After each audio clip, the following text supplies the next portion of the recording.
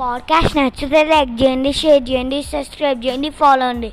Hello పిల్లలు, ఈరోజు నేను చెప్పబోయే కథ పేరేంటంటే అందరి కోసం ఒక్కడు. మాధవుడు అనే ఒక అతను, ఆయన అనాథ. అతనికి తల్లిదండ్రులు ఎవరు లేకపోతే వాళ్ళని అనాథ అంటారు. పగలంతా ఊళ్ళో వాళ్ళు ఏ పని చెప్పినా విసుక్కోకుండా చేసేవాడు. వారిచ్చిన ఎంతో కొంత తీసుకునేవాడు. ఎవరేది పెట్టినా తిని ఊరి బయట పాడుపడిన గుడి ముందర ఉన్న అరుగు మీద పడుకునేవాడు. ఇలా కాలం గడుస్తూ ఉంది. ఉన్నట్లుండి ఊరిలో ఒక అంటువ్యాధి ఒకటి ప్రబలింది. మనిషిని చూసి మరో మనిషి భయపడి దూరంగా వెళ్ళిపోయేంతగా ఉంది పరిస్థితి. అంటే ఇప్పుడు ఉన్న కరోనా లాగా ఆ ఊర్లో కూడా ఒక డిజీజ్ అనేది స్టార్ట్ అయింది.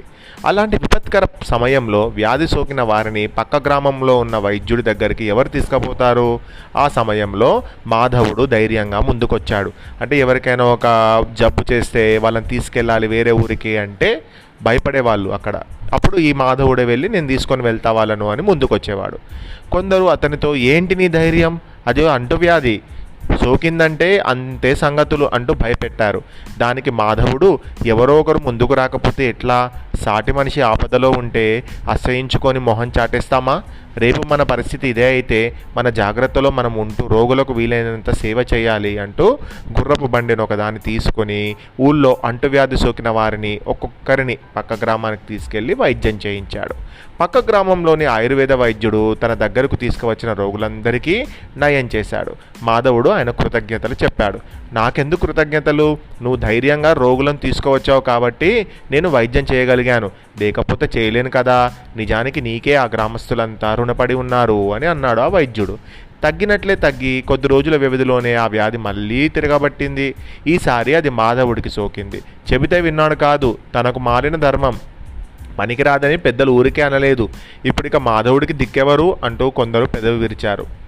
మాధవుడు ఏ స్వార్థము లేకుండా గ్రామస్తులందరికీ సేవ చేశాడు. ఇప్పుడు మనం చేయవలసింది విమర్శించడం కాదు, అతన్ని కాపాడుకోవడం మన తక్షణ కర్తవ్యం. ప్రమాదాలు ఎప్పుడూ పొంచే ఉంటాయి, వాటికి భయపడి సాటి మనిషికి సేవ చేయకపోతే ఎలా అని కొందరు యువకులు ఊరి వారికి మంచి చెప్పారు. విమర్శించిన వారు పశ్చాత్తాపడి చివరకు ఊరి వారందరూ ఒకటయ్యారు. గుడి ముందు అరుగు మీద నీరసంగా పడి ఉన్న మాధవుణ్ణి గుర్రపు బండి మీద పక్క గ్రామంలో ఉన్న వైద్యుడి వద్దకు తీసుకుపోయారు. ఎలా అయినా ఎంత ఖర్చైనా సరే వ్యాధి నయం చేయాలని కోరారు.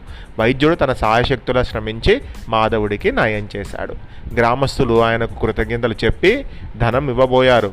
ఆయన దాన్ని తిరస్కరిస్తూ మీ దగ్గర ధనం తీసుకోవాలనిపించడం లేదు, ఎందుకంటే అందరి కోసం ఒక్కడు కష్టపడ్డాడు. మీరు దాన్ని మర్చిపోక అందరూ అతని కోసం ఆవేదన చెందారు, అతన్ని ఆదుకున్నారు. నాకు ఈ విషయం ఎంతగానో నచ్చింది. అన్ని గ్రామాల్లో ఇలాంటి వాతావరణమే ఉంటే ఎంత బాగుంటుంది అని అన్నాడు. తర్వాత గ్రామస్తులందరూ మాధవుడికి ఊర్లోనే ఒక చిన్న పాక ఒకటి వేసి ఇచ్చారు. అంటే ఉండడానికి ఒక చిన్న ఇల్లు లాంటిది ఇచ్చారు. వ్యవసాయం చేసుకోమని కొంత పొలం కౌలుకు ఇచ్చారు. చక్కగా సాగు చేసుకుంటూ జీవితంలో స్థిరపడ్డాడు. అది చూసి అతనికి తన అమ్మాయిని ఇచ్చి పెళ్లి చేయడానికి ఒక రైతు ముందుకొచ్చాడు. కష్టించి పనిచేస్తూ ఆ ఊళ్ళో పెద్ద రైతుగా మారాడు మాధవుడు. మనము నలుగురి సహాయం చేస్తే వాళ్ళు ఖచ్చితంగా మనకు కూడా సహాయం చేస్తారు అనేది కథ ద్వారా తెలిసేటువంటి నీతి. ఈ కథను రాసిన వారు గంగిశెట్టి శివకుమార్ గారు.